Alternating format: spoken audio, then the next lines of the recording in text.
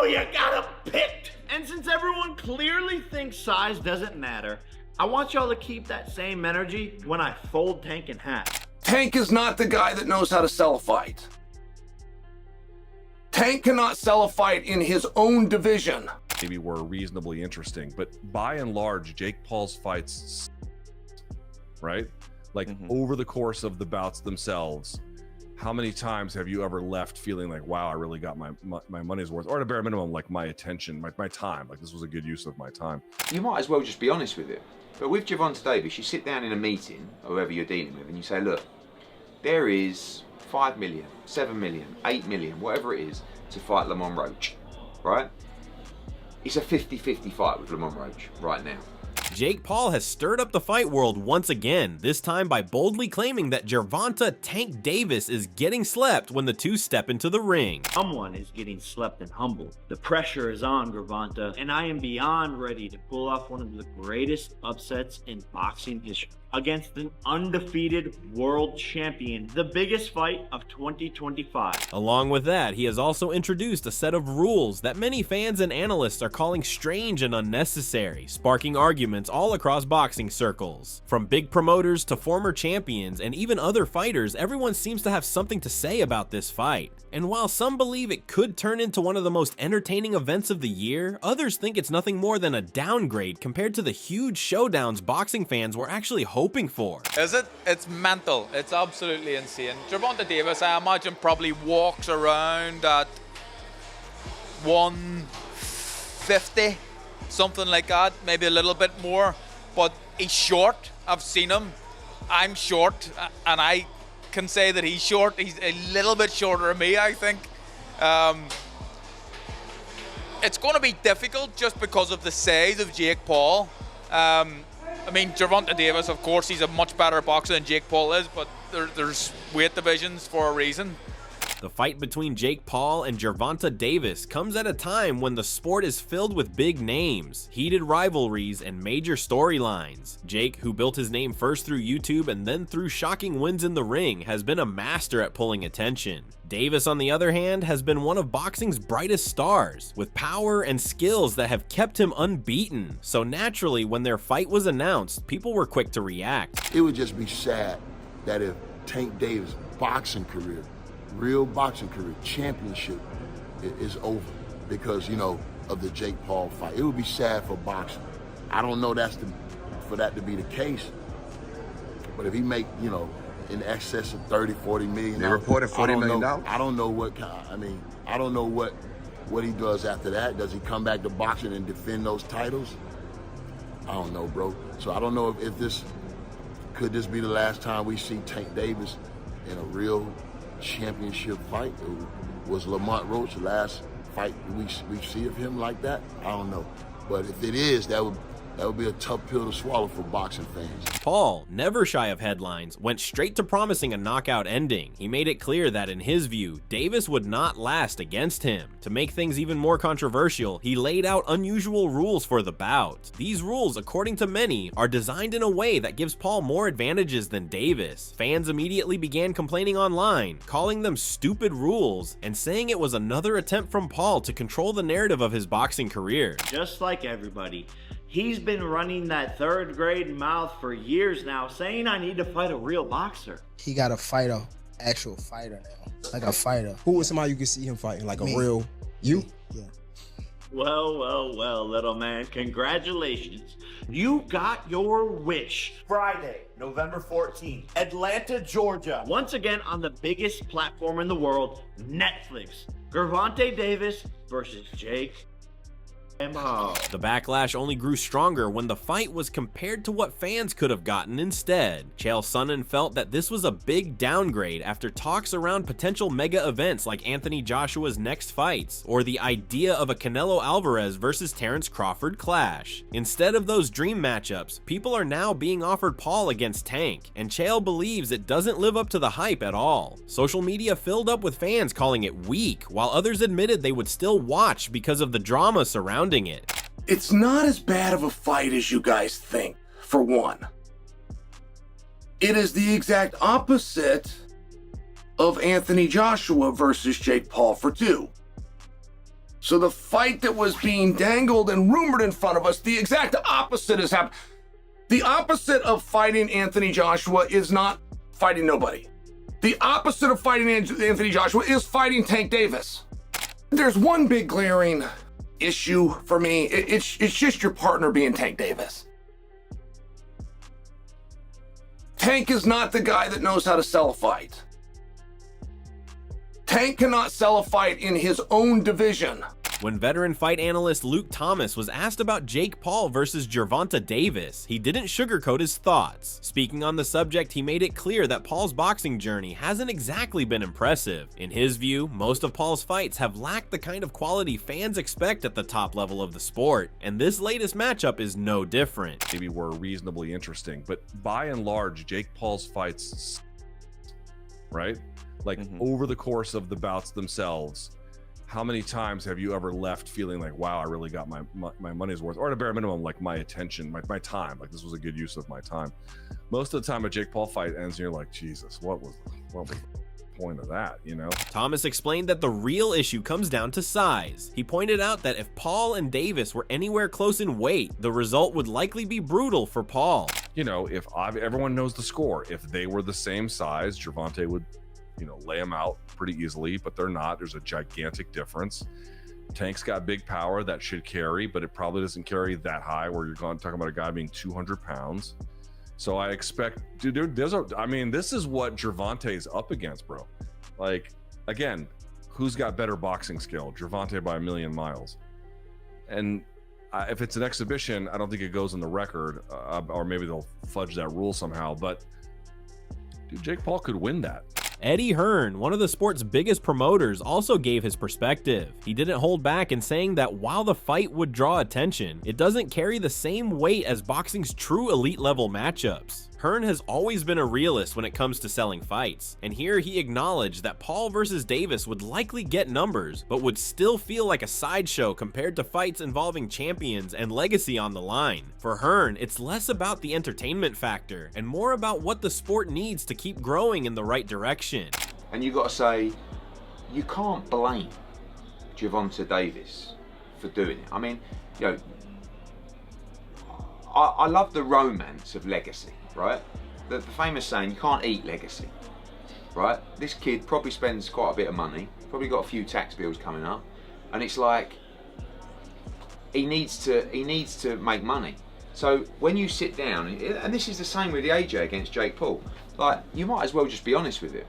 But with Gervonta Davis, you sit down in a meeting, or whoever you're dealing with, and you say, look, there is 5 million, 7 million, 8 million, whatever it is, to fight Lamont Roach, right? It's a 50-50 fight with Lamont Roach right now. Adding to the noise was Rolando "Raleigh" Romero, never one to keep his thoughts to himself. He decided to put this fight in direct comparison to another rumored mega event, Canelo Alvarez against Terrence Crawford. In his eyes, there was no debate. Canelo versus Crawford is the much bigger fight, the one fans truly care about. By saying this, Romero reminded everyone that while Paul brings attention, the traditional side of boxing still values the sport's best fighters colliding for history, not just popularity. Jake Paul and Tank will see way more audience. I think so too, man. I think I agree. But the thing is, different audiences. Yeah. Different audience, like, bro, like, I guarantee you, none of the Mexican fan base will go watch the Tank fight. Yeah. But guess what? Every single person under 20 years old is gonna watch that fight. On top of that, too, the whole hood's gonna watch that whole fight. Yeah. Too, so. Andre Berto, the former welterweight champion, took a slightly different stance. For him, the issue wasn't so much the star power, but the type of event. He pointed out that the Paul versus Davis showdown feels more like an exhibition than a real professional bout. Berto noted that when rules start getting bent or changed, and when the main appeal is entertainment rather than competitive legacy, it's hard to take it seriously as a fight that will be remembered in the record books. Still, he admitted that the event will attract a lot of eyes, even if those eyes are tuning in more for curiosity than respect for the matchup. Jake Paul and Gervonta Davis. Wow, that sounds crazy. That sounds real crazy. But doing it in Atlanta was a very smart strategic move, because one thing about Atlanta, I lived in Atlanta for a good 4 to 5 years, and I know one thing when it comes to us, anything that's popping in the city, they coming out. They coming out. The city is coming out. So the city will be coming out. It's going to be packed. A packed house in Atlanta to come out. And, of course, support Gervonta. Because like I say, Jake ain't never in his life going to see a stadium so filled with black people in his life. You know what I mean? They coming out. At the heart of all this is the question of what boxing actually is today. Jake Paul has been both praised and criticized for bringing in new audiences. His ability to get people talking is undeniable, but it also raises concerns about whether spectacle is replacing substance. With this fight against Gervonta Davis, those concerns are louder than ever, especially with the introduction of rules that many see as unfair. Always been the plan for Jake to fight Tank once Canelo didn't happen. And to Tank's credit, he's a real bad dude, and he's been calling out Jake for 3 years. And people, it's funny how now they're saying size matters, Jake is big, when for so long it's been Tank would kill Jake Paul.